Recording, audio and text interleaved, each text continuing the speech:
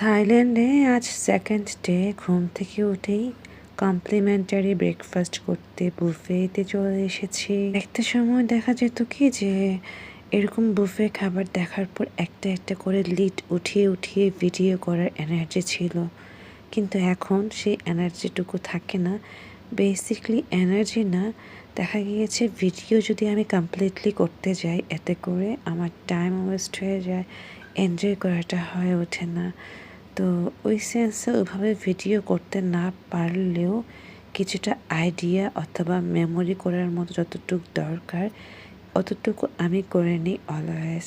যাই হোক, এবার আমি ব্রেকফাস্ট হিসেবে কোকো নিচ্ছি, মানে হট মিল্ক দিয়ে। এখানে কর্নফ্লেক্স চকলেটটা নিয়ে নিয়েছি, শাহান সাফওয়ানের খুব ফেভারিট, ওদের জন্য নিয়েছি। তো সবাই আমরা বসে গিয়েছি ব্রেকফাস্ট করে তাড়াতাড়ি করে হসপিটালে যেতে হবে আজকে। যেহেতু আমরা 5টি ফ্যামিলি এসেছি, এক একদিন এক একজনের শিডিউল দেওয়া বা একজনের 2 দিন করে শিডিউল থাকে, এভাবেই গিয়েছে। বামনগ্রেড হসপিটালে চলে আসার পর ওয়েট করছিলাম শাহানের ইএনটি দেখানোর কথা, অ্যাডেনয়েডের যে প্রবলেম সেটা দেখাবে। আর শাহজান ভাইয়া এবং আপুর ফুল বডি চেক আপ করা হবে তার নিচতলা যেখানে আদনান আছে। আর উপরে এসে আমরা বসে আছি, মানে ওয়েট করছি। তারপর দেখলাম এখানে অনেক টাইম লেগে গিয়েছে।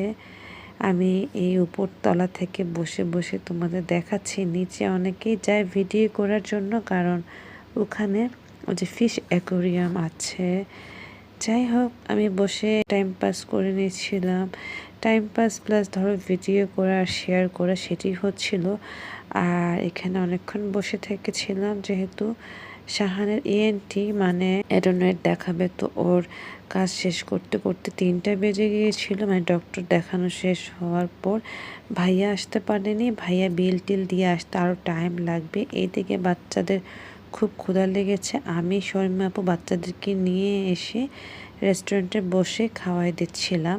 ওদের খাওয়ানো শেষ হওয়ার পর সবার ফ্যামিলি চলে এসেছে।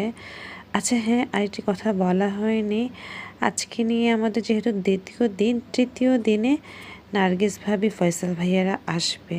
ওনাদের 2 দিন লেট হয়েছে, কারণ বাচ্চাদের এক্সাম ছিল, স্কুল ছিল, তো যার কারণে আমাদের সাথে আসতে পারেনি। আমাদের আসার 2 দিন পরেই ওনারা এসেছে, মানে কাল আসবে। আমি তোমাদের আজকে সেকেন্ড ডে ভিডিও শেয়ার করছি থাইল্যান্ডে। আমরা লাঞ্চ করে রুমে চলে এসেছি। শর্মী আপু মাজার ভাইয়া সাফওয়ানকে নিয়ে ডক্টরের কাছে যাবে। তো আমি শাহান শুয়ে শুয়ে গল্প করছিলাম আর বলছিলাম, শাহান একটু হাই বলো। ও একটু শাই ফিল করছিল, বাট খুব সুন্দর সময় কাটাচ্ছিল ও আমার সাথে। আমি ওর সাথে বসে অনেক সুন্দর টাইম স্পেন্ড করেছি আর ওয়েট করছিলাম আপুরা আসলে বাইরে যাব। আজকে শপিং মলে যাওয়ার কথা সন্ধ্যার পর। তারপর সাফওয়ানকে সন্ধ্যার পরে দেখিয়ে তাড়াতাড়ি করে চলে আসার পর আমরা এখান থেকে মাইক্রো নিয়ে অ্যামবেকেতে যাব। বেসিকলি এরকম মানে বড় বড় শপিং মল, যেটা আমরা অ্যামবেকেতে চলে এসেছি, আসার 10-15 মিনিটের মধ্যেই ক্লোজ হয়ে যাবে, 10:30টায় ক্লোজ হয়ে যায়। তো কিছু কেনার ওরকম ছিল না, 2-1টি দোকান খোলা ছিল, বাট আমরা যে যে প্রোডাক্টগুলো চেয়েছিলাম সেগুলো এখানে ছিল না, ক্লোজ হয়ে গিয়েছে। তো যাই হোক, সেফোরা ব্র্যান্ডের প্রোডাক্ট নেওয়ার কথা তো এখানে তো নাই, এবং কিছু কিছু সব বন্ধ হয়ে যাচ্ছে। সব কিছু মিলিয়ে আর আমরা এখানে কিছু কেনাকাটা করতে পারিনি। তারপর কিছু করার নেই, আমরা এখন এখান থেকে চলে যাব। অনেকক্ষণ ঘোরাঘুরি করেছি, দেখেছি সবার মতো করে। তো এখন আমরা ডিনার করতে কোথায় যাব সেটা তোমরা দেখতেই পেলে। ডিনার করতে চলে এসেছি। কেউ বলছিল সি ফুড খাবে, কেউ এটা সেটা খাবে। তো এই রেস্টুরেন্টে এভরিথিং পাওয়া যায়, সি ফুড থেকে শুরু করে চাইনিজ, থাই সবই আছে, বাংলা ফুডও আছে, বিরিয়ানি আছে। যে যার মতো করে আমরা এখানে অর্ডার করে নিয়েছি। আমি আর শাহান একসাথে বসেছি যে আমরা সি ফুড খাবো। যেমন আমরা এই যে দেখো স্কুইড বারবিকিউটা নিয়েছি, তো এভাবে কালামারিও ছিল, তো দেখা গিয়েছে লাবস্টার ছিল। তারপর আমরা যেটি করেছি স্কুইডের একটা গ্রেভি করে দেওয়া, সেটিও নিয়েছে, সুইট অ্যান্ড সাওয়ার ছিল ওইটা। তো শাহান বলছিল এটা নিবে, তো এটাই নেওয়া হয়েছে।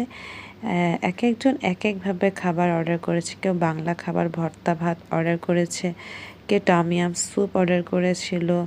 তো মাসাল্লাহ অনেক খাবার খাওয়া হয়েছে। আর আমরা অ্যাজ ইউজুয়াল যেহেতু বলেইছি এখানে আমরা স্কুইড খাবো, সি ফুড খাবো, সেটাই খেয়েছি। লাস্টে বড় ধরনের একটা লবস্টার নিয়ে এবড়ো থেবড়োভাবে খাচ্ছিলাম। যাই হোক, খাবারগুলি মোটামুটি ভালোই ছিল। আজকে একটা অঘটন ঘটে গিয়েছিল আমাদের, যখন আমরা আসার সময় মাইক্রো আমাদের মেম্বার বেশি হওয়ার কারণে নামিয়ে দিয়েছিল, তো ওখান থেকে টুকটুক করে আসতে হয়েছে।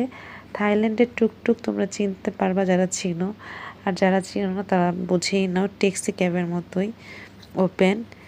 যাই হোক, তো আমাদেরকে জায়গা মতো পৌঁছে না দিয়ে একটু সামনের দিকে নিয়ে যাচ্ছিল, যেটা নিয়ে আমরা খুবই হ্যারাস হয়েছিলাম।